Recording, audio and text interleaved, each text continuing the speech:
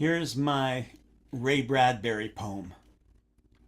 Say, have I ever told you I collaborated with Ray Bradbury? He said. Me and Ray, we collaborated. Have I ever told you? See, it was back in junior high school when I could only read Ray Bradbury for a few years. I mean, really read some of his stories. I read 6, maybe 8, 10, 20 times. Then later, almost 100. Don't laugh. Have I told you I collaborated with Ray Bradbury? That's right, Ray Bradbury. Ray Bradbury, he said.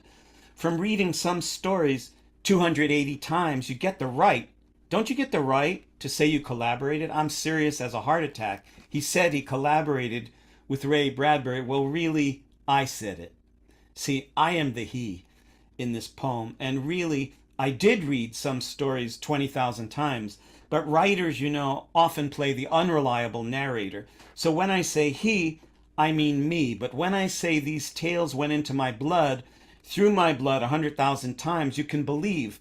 I was in junior high, and all I could read for 30 years at least was Ray Bradbury words filtered through my blood a dozen million times, because not only did I read them quietly in bed to myself like candy and over again in the morning just to be sure, but hey, he said he collaborated with Ray Bradbury because each time he met a new girl he wanted to seduce, he read them to her, sometimes horizontally, in cars, trees, couches. I read The Lake from October Country to Sue Delir over the phone just after I read it myself the first time. Did I tell you that, hey, I collaborated with Ray Bradbury? When I read some of his stories for the Googleplex time, for the nanosecond time, they sometimes seem a bit too much, and, well, don't tell anybody this, especially not Ray.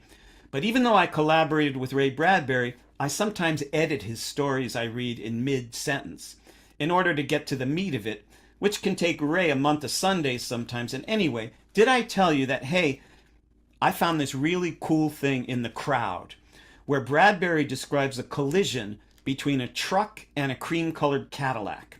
And years later, in Burlington, Vermont, I reread The Grapes of Wrath and found Steinbeck describing the same collision between a truck and a cream-colored Cadillac.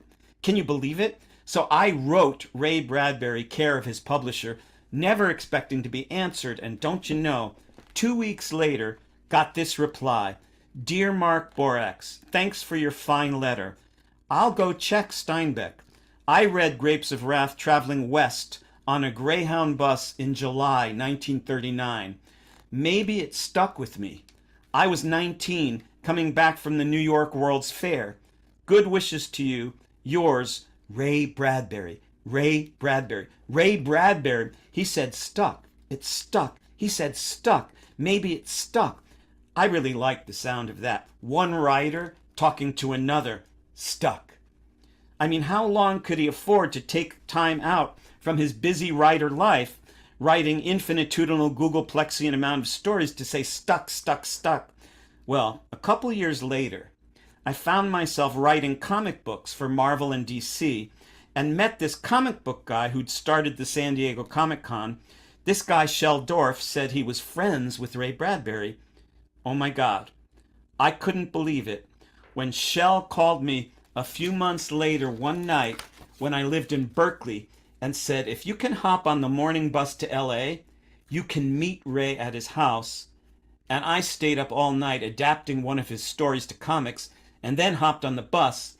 And the three of us spent the afternoon talking and goofing around his basement, taking pictures and tape recording our talk. And before I left, I asked Ray if he would type a sentence that I could finish. Sort of a short story, so I could tell everyone I collaborated with Ray Bradbury. And he sat down and typed. And when we had landed on Mars and looked around, we found ... I sat down and typed nothing that made sense because our minds hadn't opened yet. And he signed his part and I signed mine. And he dated it Saturday, October 12th, 1986. And then later, I really did collaborate with him by adapting the big black and white game and Tomorrow's Child to comics, but they were never published because someone else got the rights first after we couldn't get a big publishing deal. And neither was this sentence we collaborated on ever published, but I still have it. And sometimes he called me up at my house on Sunday morning just to talk. And hey, did I ever tell you I collaborated with Ray Bradbury?